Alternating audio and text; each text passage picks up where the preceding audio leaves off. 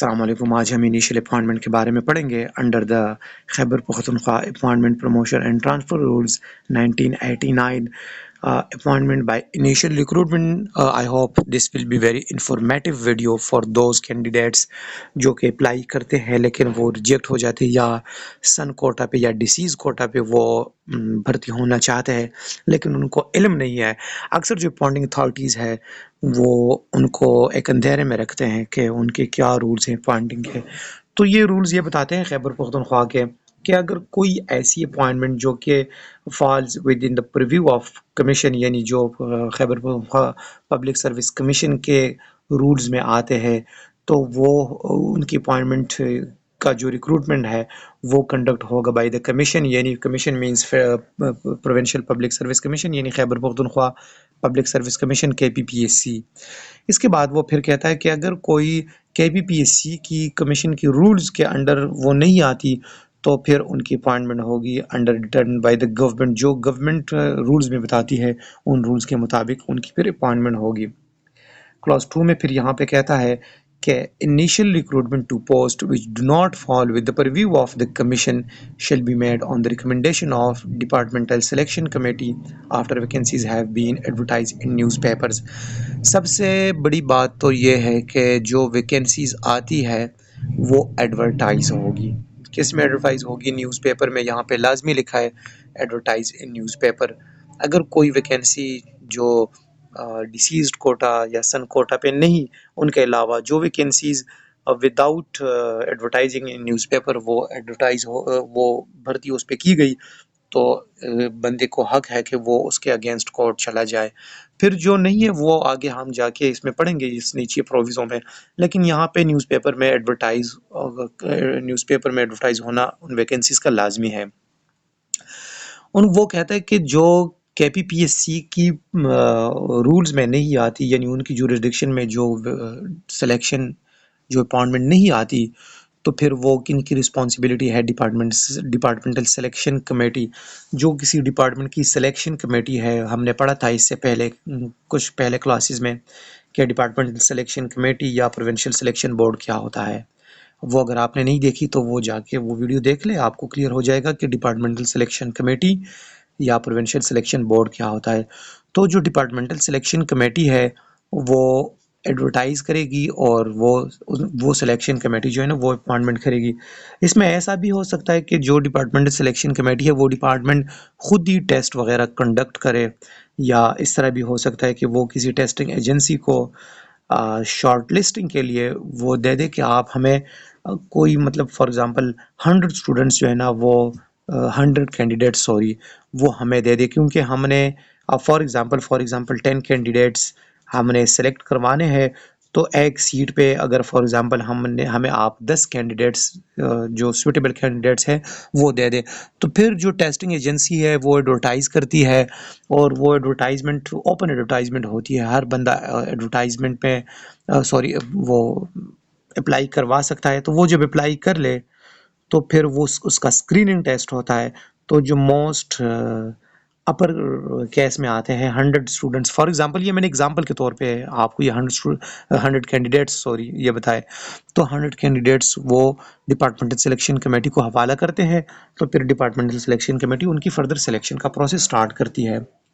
फिर नीचे प्रोविजो में कहता है provided that nothing contained in this sub rule shall apply to the household staff of the chief minister house Peshawar.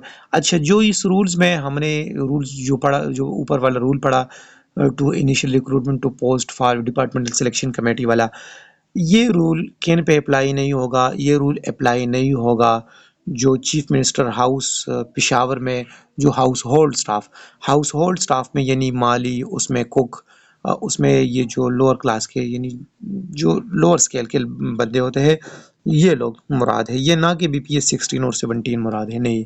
जो house hold staff है of chief minister house Peshawar उन पे ये रूल अप्लाई नहीं होगा जो ऊपर हमने पढ़ा। Selection board, departmental selection committee वाला, या फ्रंटियर हाउस इस्लामाबाद में जो हाउस होल्ड स्टाफ है उन पे अप्लाई नहीं होगा।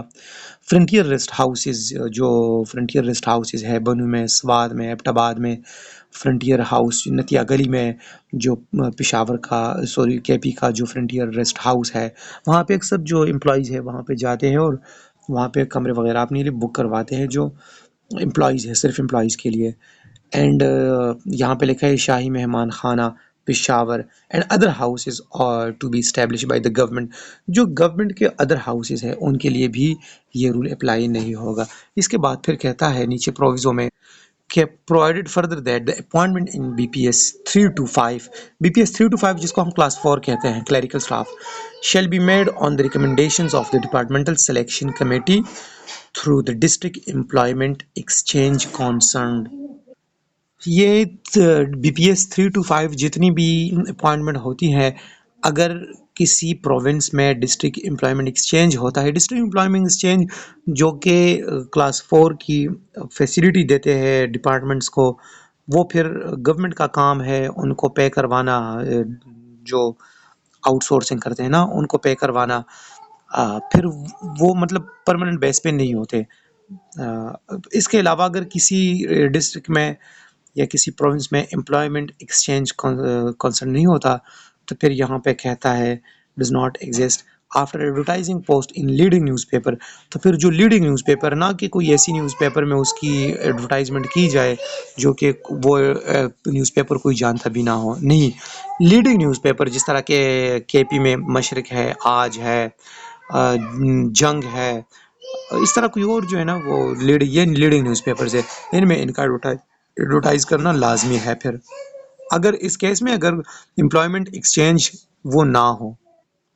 इसके बाद फिर कहता है a candidate for initial appointment to the post must possess the educational qualification or technical qualification and experience and except as provided in the rules framed for the purpose of relaxation of। अच्छा, यहाँ पे बताता है कि अगर कोई बंदा fresh, यानी फ्रेश कैंडिडेट के बारे में वो बताता है कि अगर कैंडिडेट इनिशियल अपॉइंटमेंट के लिए वो अप्लाई करता है या उसकी अपॉइंटमेंट हो जाती है, इनिशियल अपॉइंटमेंट किसी कैंडिडेट के, तो वो मस्ट, वो जो एजुकेशनल क्वालिफिकेशन, जो रिक्वायर क्वालिफिकेशन एडवर्टाइजमेंट में दिया गया हो किसी पोस्ट के लिए, वो रिक्वायर हो, वो लाजमी हो, तो वो भी पोजेस करता हो, या टेक्निकल जो एक्सपीरियंस क्वालिफिकेशन हो वो भी पोजेस करता हो, और एज लिमिट में मस्ट आता हो, ना कि जो एज लिमिट है उसमें नहीं आता।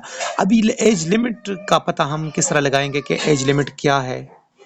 एज लिमिट का हम यहाँ से अंदाज़ा लगाएंगे।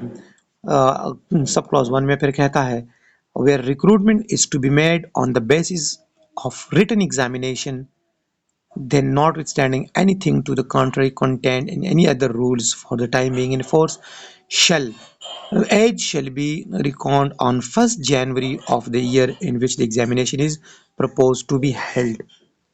सेकंड में फिर कहता है कि in other cases on the last date fixed for submission of application for the appointment. यहाँ पे बात बहुत क्लियर हो गई। इसका मतलब ये है कि अगर कोई ऐसा पोस्ट जिसके लिए अप्लाई किया जाए और वो रिटन एग्जामिनेशन बेस पे हो, यानी उसमें रिटन एग्जामिनेशन लाजमी हो, जिस तरह के हम देखें तहसीलदार पोस्ट आता है उसके लिए रिटन एग्जामिनेशन पेपर है ना, रिटन एग्जामिनेशन है, सीएसएस हो गया, पीएमएस हो गया, या कोई और इस तरह का पोस्ट जिसके लिए रिटन एग्जामिनेशन लाजमी है। रिटन एग्जामिनेशन मींस पेपर्स, ना कि जो स्क्रीनिंग है वो रिटन एग्जामिनेशन में नहीं आता। स्क्रीनिंग टेस्ट जो 1 पेपर एमसीक्यूज है वो रिटन एग्जामिनेशन में नहीं आता।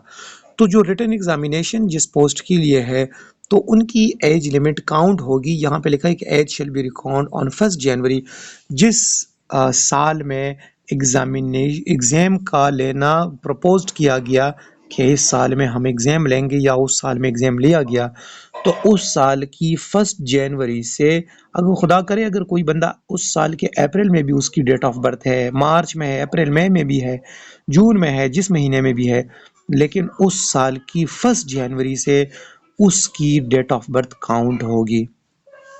ये हो गया इसके बारे में। यहाँ पे फिर कहते हैं ना, एक फॉर एग्जांपल एक बंदा है उसकी एक फॉर एग्जांपल 9 अप्रैल 1995 उसकी डेट ऑफ बर्थ है। अभी वो सीएसएस के लिए या पीएमएस के लिए या कोई ऐसा एग्ज़ामिनेशन जिसमें रिटन एग्ज़ामिनेशन है जिस पोस्ट के लिए, तो उसकी एज लिमिट, तो वो तो लाज़मी है कि वो नेक्स्ट ईयर, फॉर एग्ज़ाम्पल अभी अभी एक बंदा है अली, उसकी अप्रैल 95 उसमें डेट ऑफ बर्थ है, अप्रैल 95। लेकिन अगर वो 2025 अप्रैल को वो 30 ईयर का होगा उसकी एज लिमिट, तो फिर मतलब वो फिर है कि एग्जामिनेशन जिस साल में कंडक्ट किया जाए तो उसकी 1 जनवरी से पहले पहले, यानी 2024 की दिसंबर तक या 2025 की दिसंबर तक मैं अगर बात कहूँ, तो वो 30 साल से ज़्यादा एक दिन भी नहीं होगा। तो इसका मतलब ये है कि फिर वो एलिजिबल होगा for the appearing in that examination. अगर वो 30 साल से एक दिन भी ज़्यादा हो गया उस साल में, क्योंकि उसकी 30 साल तो अप्रैल में पूरी होती है, अप्रैल 2025 में, लेकिन फिर वो एलिजिबल इसलिए नहीं है कि वो दिसंबर 2025 में 30 साल से अबव हो गया है। तो इसका मतलब ये है। फिर नीचे फिर इसमें जो हमने एक बात कही, अगर कोई रिटन एग्जामिनेशन नहीं है तो फिर डेट ऑफ बर्थ की, सॉरी, एज लिमिट की जो काउंट है वो वहाँ से स्टार्ट होगी जो last date of submission of application है। एडवर्टाइजमेंट में जो लास्ट डेट दिया जाए कि इस लास्ट डेट तक आप अपनी एप्लीकेशन सबमिट करें, तो लास्ट डेट तक वो फिर अगर बंदा एज लिमिट में फॉल करता है तो फिर वो एलिजिबल है। इसके अलावा फिर कहता है, where a civil servant dies or is rendered uh, incapacitated or invalidated permanently during the service। अच्छा, इसका मतलब यह है कि अगर कोई सिविल सर्वेंट ड्यूरिंग सर्विस वो वफात पा गया, उसकी डेथ हुई, या वो परमानेंटली इस तरह वो डिसेबल हो गया ड्यूरिंग सर्विस कि वो ड्यूटी परफॉर्म करने का काबिल ही नहीं रहा, वो डिक्लेयर हो गया कि he or she is not able to perform the duty, और वो मेडिकल ग्राउंड पे रिटायर हो गया, तो फिर the appointing authority may appoint one of the children of such civil servant, or if the child has not attained the age prescribed for appointment in government service, the widow or wife, as the case may be, of such civil servant to a post in any of BPS scale 3 to 11 in provincial cadre post और BPS 3 to 12 in district cadre post। अच्छा, इसका मतलब यह है कि अगर कोई बंदा ड्यूरिंग सर्विस वो वफात पा गया, जो हमने कहा, या मेडिकल ग्राउंड वगैरह पे रिटायर हुआ, तो जो अपॉइंटिंग अथॉरिटी है वो बाउंड है कि वो उसका जो सन, जिसको हम सन कोटा कहते हैं, उसका कोई भी सन, यानी सन या डॉटर दोनों इसमें आते हैं, वन ऑफ द चिल्ड्रन यहाँ पे लिखा है ना, इसमें सन या डॉटर जो डिजर्विंग है वो उसको भर्ती कराए। अगर सन या डॉटर में कोई एज लिमिट वो पोजेस नहीं करता, यानी वो अभी बहुत अंडर एज है, वो 18 साल से बहुत कम है, और उसकी अगर विडो है या उसकी वाइफ है, अगर वो उसकी डेथ हो चुकी है सिविल सर्वेंट की इन सर्विस, तो फिर उसकी तो लाजमी है कि उसकी विडो होगी। अगर वो मेडिकल ग्राउंड पे रिटायर हुआ है या डिसेबिलिटी की वजह से वो रिटायर हुआ है, तो फिर उसकी वाइफ कंसिडर होगी ना। तो फिर वो अपॉइंटिंग अथॉरिटी किसी भी उसकी वाइफ या उसकी विडो को वो अपॉइंट करेगा, BPS 3 टू BPS 11 में वो अपॉइंट करेगा। अगर वो प्रोविंशियल कैडर है तो वो 3 to 11, और अगर वो डिस्ट्रिक्ट कैडर है तो डिस्ट्रिक्ट कैडर में वो जिस पोस्ट पे वो अपॉइंट करेगा तो 3 to BPS 12 तक वो अपॉइंट कर सकता है। अच्छा, फिर नीचे प्रोविजन में कहता है कि provided that the child, widow or wife as a case may be possess the minimum qualification prescribed for appointment to the post. अगर कोई बंदा, यानी डिसीज का चाइल्ड या विडो या उसकी वाइफ को अगर अपॉइंटिंग अथॉरिटी उसको भर्ती करवाना चाहता है, तो वो मिनिमम क्वालिफिकेशन जो उस पोस्ट के लिए रिक्वायर होगा वो लाजमी पोजेस करता होगा। अगर फॉर एग्जांपल अभी एक बंदा है वो रिटायर हो चुका है या उसकी डेथ हो चुकी है, जो केसेस हमने ऊपर पढ़ी, इनमें से उसके बच्चे हैं लेकिन बच्चे अभी बहुत छोटे हैं, वो तालीम हासिल कर रहे हैं, फॉर एग्जांपल कोई 6 क्लास में है, कोई 8 क्लास में है, कोई 10 क्लास वगैरह में है, और उसकी जो है ना वो वाइफ या विडो है वो बिल्कुल अनएजुकेटेड है, तो लाज़मी बात है कि फिर वो तो अनक्वालिफ़ाइड है उस पोस्ट के लिए। फिर उसको वेट करना उनकी बच्चों को वेट करना पड़ेगा। यूँ ही बच्चे उनकी उस एज लिमिट तक पहुँच जाए कि जो एलिजिबल एज है और वो क्वालिफ़िकेशन भी पोज़ेस करे, तो फिर बीपीएस 3 टू 11 और 3 टू 12 इन पे भर्ती करवाया जाएगा। अगर एक पोस्ट है और कैंडिडेट्स भी इतने नहीं है, एक कैंडिडेट है, तो ठीक है, फिर उसको तो इसी पे भर्ती किया जाएगा। अगर नहीं, पोस्ट इन कोटा के लिए कोई एक पोस्ट है या दो पोस्ट है और कैंडिडेट्स ज़्यादा हैं, रिटायर डिसीज्ड वगैरह के, तो फिर उनके दरमियान एक क्लरिकल, क्योंकि ये क्लरिकल बेस पे उनको भर्ती किया जाता है, तो लाजमी बात है जो क्राइटेरिया प्रिस्क्राइब रूल्स में है, तो उनको जो फुलफिल करेगा तो उनको भर्ती किया जाएगा। और ये बात लाजमी याद रखना चाहिए कि जो डिसीज़ कोटा, ये रिटायरमेंट वगैरह, ये हमने ऊपर बढ़ी, तो ये पोस्ट एडवर्टाइज नहीं होगी। ये बात लाजमी जहन में याद रखें कि ये एडवर्टाइज नहीं होगी।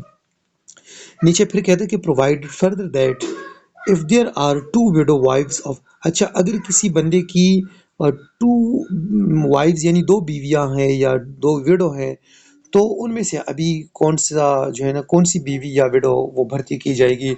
यहाँ पे लिखा है कि to the Elder window or wife, जो कि उसकी मशर मशर यानी जो उसकी एल्डर बीवी, जो पहली वाली बीवी या विडो है, उसको भर्ती की जाएगी। अच्छा, फिर नीचे प्रोविजो में कहता है कि provided also that the appointing under this sub rule is subject to availability of a vacancy, and if more than one vacancies in different pay scales are available at the time and the child or the widow or wife, as the case may be, possess the qualification eligible for the appointment in more than one post, such child or the widow or wife, as the case may be, shall ordinary।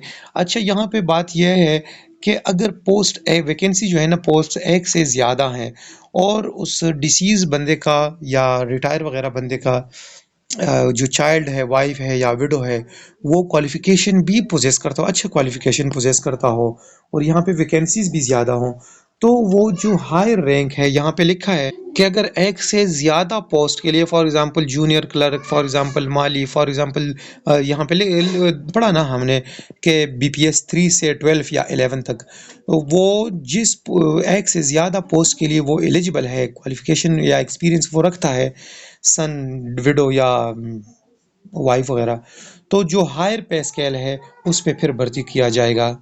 यहाँ पे फिर लिखा है provided also that provision of this sub rule shall not be applicable to post filling within the purview of the commission. जो public service commission यानी KPPSC की rules में जो आते हैं उनकी जुरिसडिक्शन में, तो ये रूल जो है ना, ये कोटे वाला रूल, ये फिर अप्लाई नहीं होगा उन पे। नीचे फिर कहता है